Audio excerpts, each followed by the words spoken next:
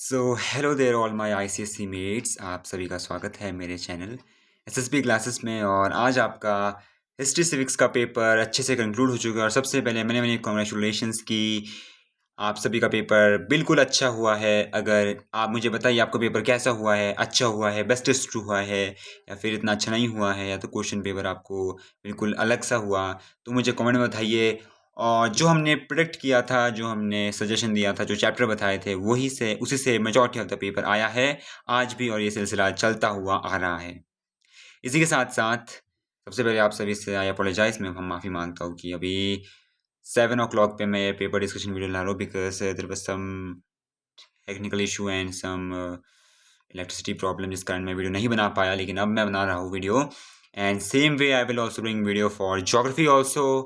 और ज्योग्राफी के लिए हम पूरे अच्छे से पढ़ेंगे, टोपोग्राफी, मैप्स, और कुछ चैप्टर्स में सारी स्ट्रेटजी है, सारी जो ऑब्वियसली मैं लाता हूँ पेपर लीक सीरीज, वो भी आपके लिए लाऊंगा। तो बने रहिए। तब तो थोड़ा पहले हिस्ट्री सिविक्स का पेपर अभी देख लेते हैं अच्छे से। हिस्ट्री सिविक्स का पेपर है, आइए देख लेते हैं। Okay, the collection of state revenue falls in the conservative jurisdiction of high court. तो देखिए, ये क्वेश्चन आपका हाई कोर्ट से है। चलिए, आंसर आपको देख सकते हैं, आंसर आपको कहीं भी मिल जाएंगे। मैं आंसर वैसे नहीं बताना चाहता हूँ, क्योंकि बहुत से बच्चे होते हैं वो आंसर देखते नहीं है, और मैंने आंसर बता दिया और किसी ने ऐसे देख लिया तो इट कैन बी कैटास्ट्रॉफी ना, अगर गलत हो गया तो। बस आप देख लीजिए, ये मनी बिल है, यानी ये बजट के बारे में है, तो ये पार्लियामेंट से है। वाइस प्रेसिडेंट, ये प्रेसिडेंट वाले चैप्टर से है। और ये भी प्रेसिडेंट वाले चैप्टर से है। इसमें breakdown of constitutional machinery के बारे में है। इसी के साथ साथ इसमें हमारे हाई कोर्ट है, और एक इससे पार्लियामेंट। इजी बैलेंस्ड क्वेश्चन आ रखे है। ये हिटलर अटैक ऑफ पोलैंड, मैंने आपको देखिए, मैंने आपको ये क्वेश्चन तो आपको मैंने बता रखा था कि मैंने आपको अपनी वर्ल्ड वॉर 2 वाले जो इमीडिएट कॉज वाली वीडियो थी, उसमें मैंने क्वेश्चन बताया था, और ये बिल्कुल आया है। और लोकसभा के मैंने ये सब बता रखे थे लोकसभा चैप्टर में। फिर ये तो आ ही रखा है अच्छा क्वेश्चन। मैंने आपको ये breakdown of constitutional machinery के बारे में बताया था, स्टेट इमरजेंसी प्रेसिडेंट रूल के बारे में, वाइस प्रेसिडेंट की क्वालिफिकेशन भी मैंने आपको बताई थी, और ये सेशन मैंने बजट वाला बता रखा है। और ये हमारा जुडिशरी से है। इसके साथ साथ आगे देखते हैं, ये लखनऊ पैक्ट और सूरत स्प्लिट। और ये पहले सूरत स्प्लिट हुआ था, फिर मुस्लिम लीग बना, फिर लखनऊ पैक्ट साइन हुआ, इसी ऑर्डर में है ये। इसने गलत कर रखा है, पता नहीं कौन था ये। और वन आउट ट्रिपल एंटिटी में और वन आउट थे हमारे पास जापान। ये हमारे अर्ली नेशनलिस्ट वाला एक एप्लीकेशन क्वेश्चन है। अवध के बारे में प्रोटेक्ट ऑफ मिस गवर्नेंस है। फिर ये आप खुद जान सकते हैं कौन सा सही है। देखो, ये गलत है। लॉर्ड डॉक्टर लैब्स हमारा लॉर्ड डलहौजी का था। सब्सिडरी अलायंस हमारा लॉर्ड वेलेस्ली, हाँ लॉर्ड वेलेस्ली यही सही है, बाकी दोनों गलत है हमारा। सेकंड वर्ल्ड वॉर का कौन सा कॉन्सिक्वेंस नहीं है, कि ये वाला है लीग ऑफ नेशंस वाला। फिर हमारा अर्ली नेशनलिस्ट है। वीटो पावर का होती है, जनरल असेंबली में नहीं होती है, ये सिक्योरिटी काउंसिल होती है। इसमें कौन था पता नहीं है यार, ये 15 जज होते हैं इसमें, ठीक है। फिर ये आपका पहला प्रेसिडेंट से आ रखा है, फिर आईएनए से आ रखा है, पार्टीशन, मुस्लिम लीग, यूनेस्को, वर्ल्ड वॉर, और ये हमारा ऑर्डिनेंस पे क्वेश्चन है, ठीक है, सही क्वेश्चन है। प्रेसिडेंट मतलब पार्लियामेंट पे क्वेश्चन है पहला। दूसरे मैंने बोला था पीएम पे आएगा, पीएम पे आपका क्वेश्चन आया है। देखते हैं कौन सा मैंने पढ़ा रखा है। 3 powers which are both common. Common powers तो आप कुछ भी लिख सकते थे, सारे powers, majority of the question जो आपको चैप्टर में दिया है वो कॉमन पावर्स दिया है। इसके बाद who elects the member of Rajya Sabha, ये हमारा बनता है स्टेट की लेजिस्लेटिव असेंबली की member.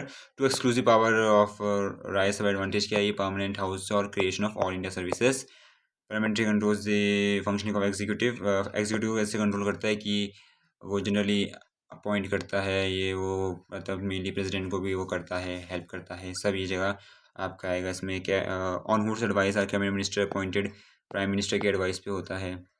Name the 2 other categories council ministers, ये होते हैं हमारे डेप्यूटी मिनिस्टर, मैंने आपको बताया था, और इसी के साथ साथ मैंने आपको मिनिस्टर ऑफ स्टेट भी बताया है। कलेक्टिव रिस्पॉन्सिबिलिटी वो है कि ये लोकसभा में कि अगर नो कॉन्फिडेंस मोशन पास हो गया तो ये होगा।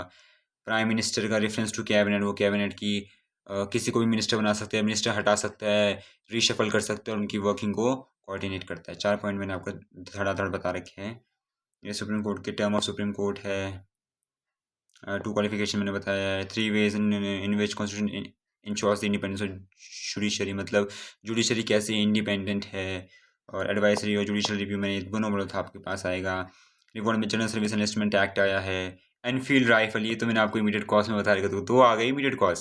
क्या क्या आया, एक तो उसमें हिटलर का इन्वेजन ऑफ पोलैंड है, और एक ये एनफील्ड राइफल वाला आ चुका है। और ब्रिटिश रिफॉर्म दी आर्मी आफ्टर आर्मी के चेंजेस कॉन्सिक्वेंस में है ये। फिर ये खिलाफत मूवमेंट पे क्वेश्चन है। देखो नॉन कॉपरेशन मूवमेंट मैंने बोला था, नॉन कॉपरेशन मूवमेंट से क्वेश्चन आएगा। उससे नहीं आया नेशनलिज्म से, पर नॉन कॉपरेशन से आ गया। और ये इंडिपेंडेंस से क्वेश्चन आ रखा है यहाँ पे पूरा का पूरा। इसी के साथ साथ यहाँ पे देखिए इमीडिएट को, ये देखो इमीडिएट कॉज भी आ चुका है। देखो तीनों के तीन कॉज आपके एग्जाम में आए हैं। टीटो वर्सलिस में द वॉर रिपरेशन 33 बिलियन था। In two ways France was benefited. एक तो कोल माइंस दी थी उन्हें, और राइन वैली था वो डीमिलिटराइज हो गया था। Two dictators who rose in Europe mention any two common causes, ये मैंने आपको डिक्टेटर में बताई थी। ये थोड़ा इसमें आ चुका है, एडोल्फ हिटलर और बेनिटो मुसोलिनी। ये है कि वहाँ ग्रोइंग अनएम्प्लॉयमेंट हो गया था, और टीटो वर्सलिस के कारण है। यूएन के बारे में 3 ऑब्जेक्टिव्स है यूएन के। जनरल असेंबली के बारे में है, और नैम के बारे में। आर्किटेक्ट है आपको कुछ भी लिखना था इसमें, Jawaharlal Nehru, Gamal Abdel Nasser और जोसेफ ब्रोज टीटो। और ऑब्जेक्टिव वही है कि to prevent the freedom of the newly independent countries and to make peaceful cooperation with everyone. तो पेपर तो बहुत ही ज़्यादा इजी था, बहुत ही ज़्यादा मुझे अच्छा लगा पेपर को देख के। इजीली इस पेपर में मैंने तो आपको 80 प्लस बोला था आउट ऑफ 100। आप इसमें easily 88 plus out of 100 score कर सकते हो अगर आपने 10 चैप्टर्स अच्छे से पढ़े हैं। साथ साथ में if you have studied more chapters in a very summarised way, तो आपने बहुत अच्छा स्कोर किया होगा। बहुत अच्छा पेपर रहा मेरे हिसाब से। इस पेपर को मैं रेट करना चाहता हूँ ईजी के लेवल पे। ईजी से मॉडरेट बनूंगा, इसे बनूंगा ईजी पेपर। ये बहुत ही ज़्यादा ईजी पेपर था। तो अब ये हो चुका है। इसके बाद अब ज्योग्राफी की बारी है। It's all about geography now, will be studying it. Topography के बारे में, मैप के बारे में कोई भी डाउट होगा आपका अगर ज्योग्राफी में, तो you can tell me. I will definitely clarify all the doubts and make new videos on it. And on my family, we will do it. All the very best for examination. Thank you very much.